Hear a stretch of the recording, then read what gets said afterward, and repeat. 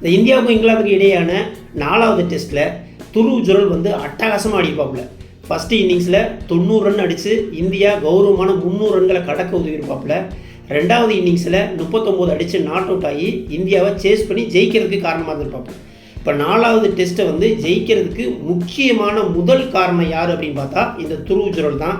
அதில் நமக்கு எந்த மாற்று கருத்தும் இல்லை.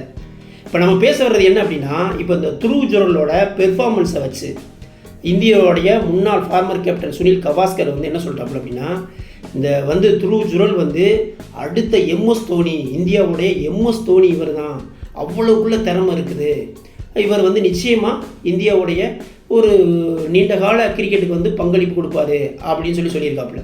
அதுக்கு அடுத்தபடியாக அனில் கும்ளேவும் துருவ் ஜுரல் வந்து அடுத்த எம்எஸ் தோனி தான், இந்தியாவுடைய அடுத்த எம்எஸ் தோனி தான், விக்கெட் கீப்பர் ப்ளஸ் பேட்ஸ்மேனில் எம்எஸ் தோனி என்ன பண்ணாப்லையும் அதே மாதிரியே துருவ் ஜுரலும் இனி ஃப்யூச்சரில் இருப்பாப்புல அப்படின்னு ஒரு கருத்தை சொல்லியிருக்காப்புல. இப்போ நம்ம என்ன பேச வந்தோம் அப்படின்னா, இப்போ இவங்க சொன்ன கருத்தில் நமக்கு உடன்பாடு இல்லை அப்படிங்கிறது தான், எதனால் இல்லை அப்படிங்கிறது தான் இப்போ நம்ம பேச போகிறோம். இப்போ துருவ் ஜுரலை பொறுத்த வரைக்கும் அதுதான் ஃபஸ்ட்டு டெஸ்ட்டில் 2 இன்னிங்ஸ் ஆடியிருக்காப்புல. ஒரு டெஸ்ட்டு ஆடின ஒருத்தனை போய் ஒரு கிரிக்கெட்டோட மிகப்பெரிய லெஜண்ட், பல காலம் பல வருஷம் இந்தியாவை வந்து உலக அரங்கில் தலை நிமிர்ந்து நடபோட வச்ச the great legend MS Dhoni, ICC கப்போட 3 கப்பை தொடர்ச்சியாக எடுத்து கொடுத்த ஒரே கேப்டன் அப்படிங்கிற ஒரு பேரில் உள்ள ஒரு லெஜண்டை எம்எஸ் தோனியை கொண்டு போய் ஒரு டெஸ்ட்டு ஆடின ஒரு துருவ் ஜுரலை கம்பேர் பண்ணலாமா? இது எவ்வளவு பெரிய ஒரு மடத்தனமான செயல் அப்படின்னு தான் நான் சொல்லுவேன். இப்படிக்கும் இந்த கவாஸ்கர் வந்து அனில் கும்ளேலாம் நல்லா விவரம் தெரிஞ்சவங்க, அவங்க இப்படி பேசுகிறது நமக்கு ஆச்சரியமாக இருக்குது. ஏன்னா எம்எஸ் தோனியில் எவ்வளோ பெரிய ஆள், கிரிக்கெட்டுக்காக எவ்வளோ விஷயங்கள் செஞ்சுருக்கான் மனுஷன்.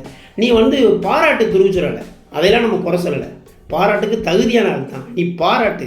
அதுக்காக எம்எஸ் தோனி மாதிரி வந்து இந்தியா எம்எஸ் தோனி தான், அடுத்த எம்எஸ் தோனி தான் அப்படின்னு சொல்கிறாங்க. அதைத்தான் நம்மளால் ஏற்றுக்க முடியல. எதுக்கு அப்படின்னு சொல்கிறோம்னா, ஒரு முக்கியமான விஷயம், ஒரு முக்கியமான பாயிண்ட்டை இப்போ நான் சொல்ல வரேன். எதுக்கு சொல்கிறேன் அப்படின்னா, ஒரு வளர்ந்து வர்ற பிளேயரை வந்து இவங்க ஓகோன்னு பாராட்டி அவர் மாதிரி இவர் மாதிரி சொல்லிட்டு ஒரு பெரிய பாறாங்களை தூக்கி தலையில் வச்சிடறாங்க.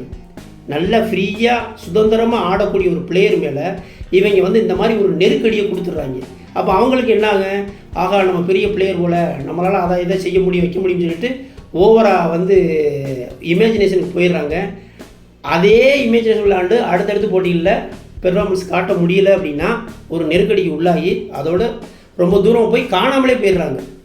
இதுக்கு காரணம் அடிப்படை என்னென்னு பார்த்தா, இந்த இவங்க சொன்ன வந்து எம்எஸ் தோனி, அடுத்த எம்எஸ் தோனின்னு சொன்ன அந்த வார்த்தையும் அதுக்கான வந்து எஃபெக்ட்டு தான் அது.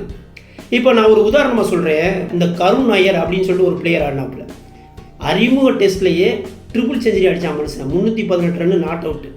இப்போ இந்த துருவ் ஜுரலில் சொல்கிற மாதிரியே கருண் நாயரையும் ஓகன்ட்டாங்க. அவ்வளோதான் வந்து இந்திய கிரிக்கெட் கிடைச்ச ஒரு பொக்கிஷம், அவர்கிட்ட அசாத்திய திறமை இருக்குது, இவர் வந்து இனிமேல் வந்து பல சாதனைகள் பல ரெக்கார்டுகள் படைப்பார், அவர் மாதிரி இவர் மாதிரின்னு அவனையும் தூக்கி கொண்டாடினாங்க.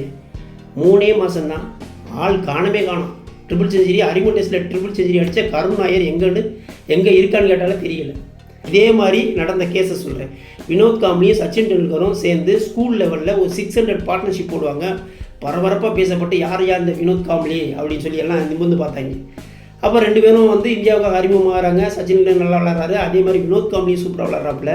அப்போ என்ன சொல்லிடுறாங்க, சச்சின் டெண்டுல்கரும் இந்த வினோத் காம்லியும் ரொம்ப காலத்துக்கு கிரிக்கெட்டை வந்து தன்னுடைய கண்ட்ரோலில் வச்சுருப்பாங்க, அவங்களுடைய ஆளுமையை வந்து இன்னும் நீண்ட காலத்துக்கு இந்திய டீமில் இருக்கும் அப்படின்னு சொல்லி சொன்னாங்க. அதே மாதிரி தான் போச்சு. வந்து இங்கிலாந்துக்கு எதிராக ஒரு 200 அடிக்காப்புல, ஜிம்பாபுக்கு எதிராக ஒரு 200 அடிக்காப்புல, டெஸ்ட்டில் மிக குறைஞ்ச இன்னிங்ஸில் 1000 ரன்களை கிராஸ் பண்ணுறாப்புல, அதெல்லாம் பண்ணுறாப்புல. இப்போ பண்ண மாதிரியே ஓவராக பாராட்டி தள்ளிட்டாங்க. வினோத் காம்லி அப்படி இப்படின்ட்டாங்க. அவருக்கும் அப்படியே அந்த தலைக்கணி ஏறிடுச்சு, அப்படி காதில் கடுக்கணு அப்படி மொட்டை கிட்ட போட்டு ஸ்டெயிலாக வந்து எல்லாம் ஆனால் என்ன ஆகி போச்சு, இதே கண்டிஷன் தான். ஓவராக வந்து தலைக்கணமாகி போய் அப்படி இப்படின்னு சொல்லி ஒரு 2-3 வருஷங்கள்லையே அப்படி போய் கடைசியில் காணாமலே போயிட்டாப்புல வினோத் காம்லி.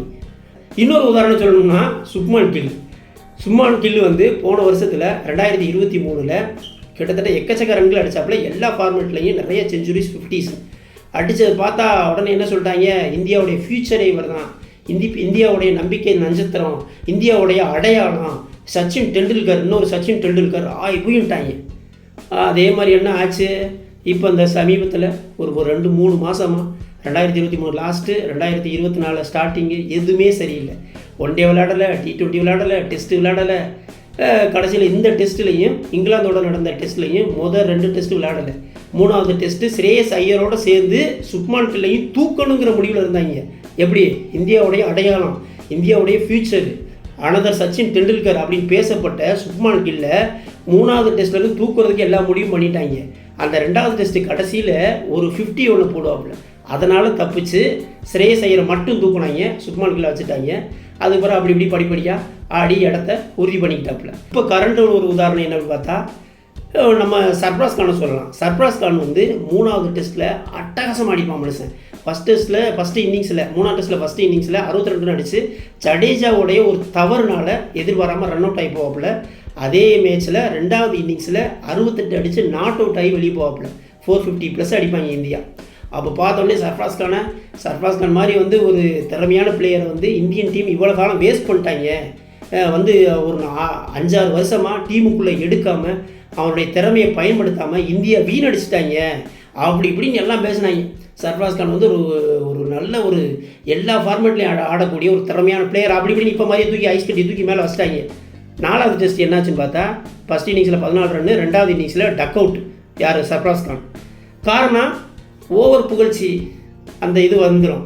அதை வந்து நம்ம வந்து கரெக்டாக வச்சு கரெக்டாக போகணும், அப்போ தான் நீ நிற்க முடியும். இதுக்கு காரணம் இவங்க அவர் மாதிரி இவர் மாதிரின்னு போட்ட பிட்டு தான். இதெல்லாம் எதுக்கு சொல்கிறோம் அப்படின்னா, துருவ் ஜுரல் நல்ல பிளேயர், திறமையான ஆள், அதில் எந்த மாற்றுக்கிறது இல்லை. அதை போட்டு ஏன்னா நீங்கள் MS தோனி மாதிரி வந்து அவர் ஒரு பிளேயர் அப்படிங்கிற ஒரு பாரங்களை தூக்கி அவர் தலையில் வைக்காதீங்க. அவர் நெருக்கடி இல்லாமல் சுதந்திரமாக விளையாடட்டும். அவருடைய பங்களிப்பை திறமையை நீண்ட காலத்துக்கு இந்தியாவுக்கு கொடுக்கணும் அப்படிங்கிறதான் நம்மளுடைய ஆசையும் விருப்பமும் கூட. அவரை போய் வந்து எல்லா விவரம் தெரிஞ்ச இந்த அனில் கும்ப்ளே, இந்த கவாஸ்கர் போட்டு MS தோனி மாதிரி அது மாதிரி இது மாதிரி சொல்லாமல் உங்கள் வாய்களை மூடிக்கிட்டு இருந்தாலே போதும், அவன் நல்ல பிளேயராக உருவெடுப்பான். நீங்கள் எப்போ வாய் வைக்கிறீங்களோ அது விளங்காமல் போயிடும். இந்த விஷயத்தை தான் நம்ம வந்து அழுத்தமாக பதிவு பண்ண வந்தோம். இது இப்போ நான் பேசுகிற சம்மந்தமாக ஏதாவது மாற்றுக்கிறது இருந்தாலோ இல்லை வந்து உங்களுக்கு அதில் இல்லை இது வந்து இதில் எனக்கு மாறுபாடு இருக்குன்னு சொன்னாலும் அதை வந்து கமெண்ட்டில் இடுங்க. வீடியோ பிடிச்சிருந்தா லைக் கமெண்ட் பண்ணுங்கள், குறிப்பாக சப்ஸ்கிரைப் பண்ணுங்கள். நன்றி.